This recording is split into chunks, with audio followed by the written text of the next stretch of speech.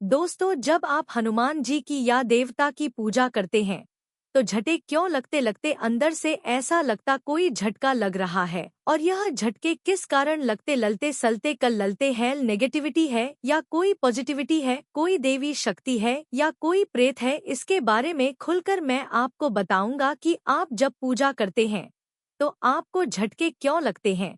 Video को ध्यान से सुनिए बारीकी से ताकि एक एक चीज आपको समझ में आए। दूसरी बात, आपको यह भी बताओ कि उबासी क्यों आती है, रोंगटे खड़े क्यों होते हैं, आंसू क्यों आते हैं, शरीर क्यों हिलता है और सिर क्यों घूमता है। क्योंकि जब आप पूजा करने बैठते हैं तो यह सारी चीजें आपके साथ घटित होती हैं।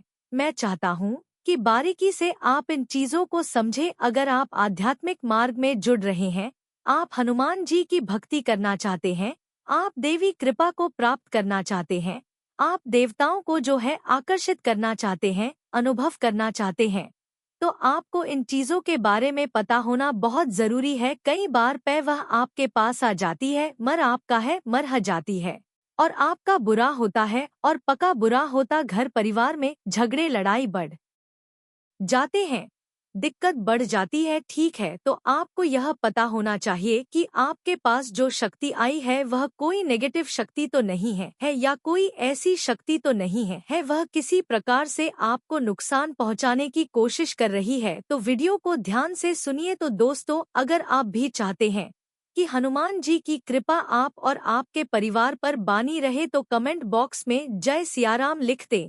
दोस्तों, आप एक काम करना बिल्कुल जरूर से शुरू कीजिए। रोजाना छत के ऊपर एक जो मिट्टी का बर्तन होता है उसमें पानी रखना शुरू कीजिए, पशुओं के लिए, पक्षियों के लिए, ताकि वह लोग पानी पी सके। पक्षियों के लिए, क्योंकि यह जिम्मेदारी हमारी है। छू का डालना शुरू कीजिए ताकि पक्षी जो है वह तृप्त हो सके, पेट भर सके, क्योंकि इससे देव शक्तियाँ आपसे प्रसन्न होती हैं, पितर आपके प्रसन्न होते हैं और आपके कुलदेवी और कुल देवता का आशीर्वाद सदा आपके ऊपर बना रहता है। और आपको यह जो कुलदेवी और कुल देवता है वह फर्श से अर्श तक पहुंचा देते हैं।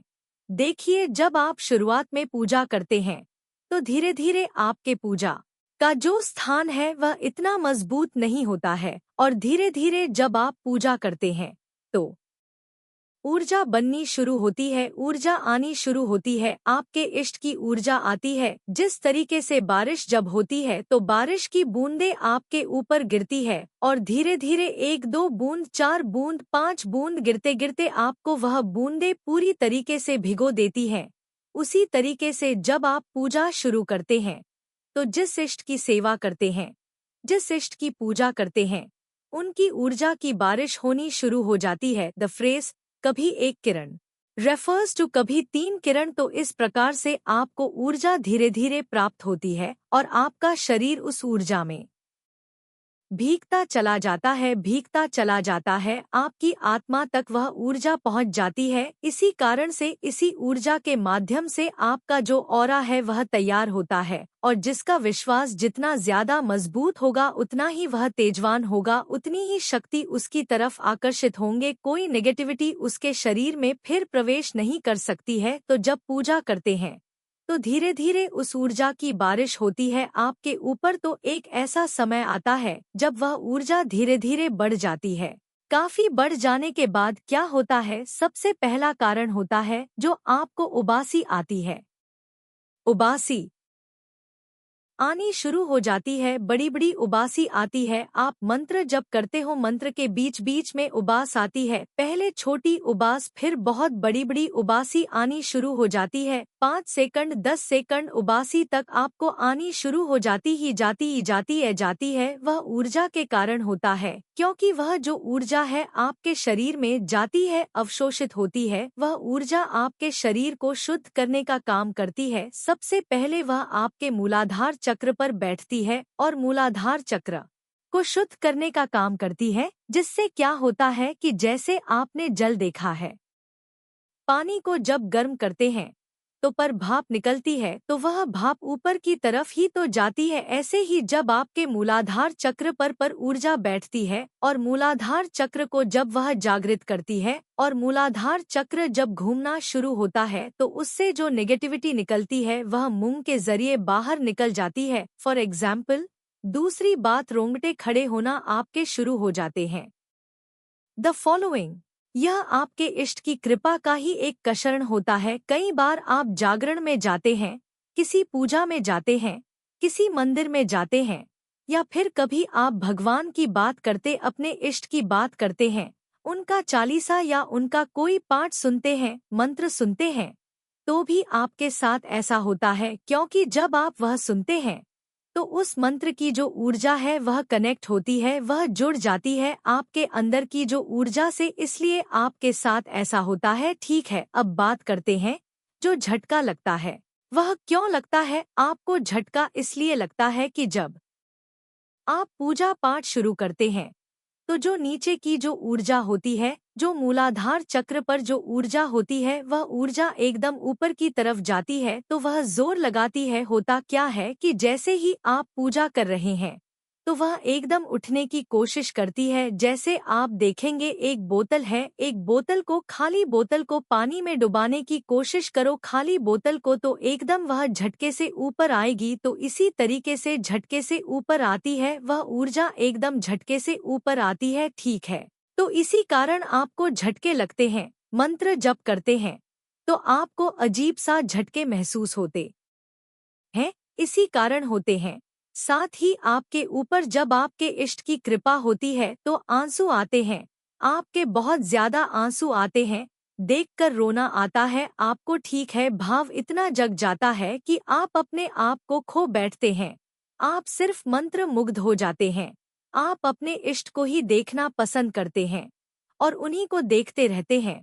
तो यह सब पॉजिटिव साइन है, सकारात्मक साइन है, यह पूरा ठीक है। साथ ही शरीर आपका हिलना शुरू हो जाता है। कई लोगों का शरीर जो है वह आगे पीछे हिलता है, कई लोगों का शरीर गोल गोल हिलता है। ठीक है, तो कई लोगों के शरीर में क्या होता है, किसी की आंख फड़फड़ती है, किसी का एक पैर जो है कि सह नक पैर जो है सह हलता रहठट है, किसी का एक कंधा हिलता रहता है। तो यह सब एक सकारात्मक ऊर्जा का कारण होता, क्योंकि जो शक्ति आपके ऊपर आई है, आपके शरीर में जिस शक्ति ने प्रवेश किया है, वह शक्ति एक स्थान चुनती है, अपना उस स्थान पर जाकर वह बैठती है, और जिस स्थान पर वह जाकर बैठती है तो उस स्थान पर जो है ना वह झनकार होती है, स्पंदन होता है, वह चीजें, वह शक्ति हिलती है। या कई लोगों का आपने देखा होगा जब उनके ऊपर सवारी आती है तो उनका कोई एक हाथ हिलता है, कोई एक पैर हिलता है, कई बार सिर्फ गर्दन घूमती रहती है, कई लोगों का कंधा हिलता है। तो इसके ऊपर जो मैं आपको गुण बता रहा हूँ वह उसका कारण होता है कि जो शक्ति आपके शरीर में आ रही थी, जो प्रवेश कर रही है, वह अपने एक स्थान चुनती है और उस स्थान पर जाकर बैठ जाती है। तो जब इसी कारण से ऐसा होता है, ठीक है, और अगर सिर घूमेगा, सिर पर वह बैठेगी तो वह आज्ञा चक्र पर जाकर बैठती है। तो आज्ञा चक्र पर क्या होता है, आज्ञा चक्र के बीच में जब बैठती है तो का सिर जो है वह बहुत तेजी से रोटेट होता है, गोल गोल घूमता है। तो यह सब कारण है और यह सब सकारात्मक कारण है, कोई नकारात्मक कारण नहीं है, यह नेगेटिव कारण है, ऐसा कुछ भी नहीं है। बस इन चीजों का आपको ध्यान रखना चाहिए। और दूसरी बात, अपने इष्ट पर भरोसा करना चाहिए। आपकी पूजा 100% स्वीकार हो रही है। आप अपने हृदय में यह वास करके, यह भावना करके पूजा करो कि मेरी पूजा स्वीकार हो रही है और मेरे इष्ट जो हैं, जिनकी मैं पूजा सेवा करता हूँ, वह मेरे सामने बैठे हुए हैं। कभी अपने मंदिर को ऐसा मत समझो कि तस्वीर रखी है, वहाँ पर मूर्ति रखी है। सदैव यह समझो कि वहाँ पर जो रखी हुई है वह मेरे इष्ट देव की, जो मेरे इष्ट देव है वह वहाँ पर विराजमान है, साक्षात बैठे हुदट में से कोई आपको देखता ए बे ऐसे ए बड़े बुजुर्ग बड़े, आप जब भी आपको देखते हो तो राम राम करते हो इसी तरीके से, क्योंकि जब तक भाव नहीं होगा आपका कि वह बैठे हुए हैं, आपके भाव के कारण ही शक्तियाँ जागृत होती है, तब तक शक्तियाँ जागृत नहीं होंगी ना आपको कुछ प्राप्त होगा। दोस्तों, मुझे आशा है यह जानकारी आपको पसंद आई होगी। पहली बार चैनल पर आए हैं तो वीडियो को लाइक कीजिए, शेयर कीजिए और चैनल को सब्सक्राइब कीजिए और कमेंट बॉक्स में जय श्री राम, जय हनुमान जी जरूर लिखें। हनुमान जी सब पर कृपा करें, घर परिवार में सुख समृद्धि रखें। और हम मिलते हैं एक नई के साथ, तब देठे।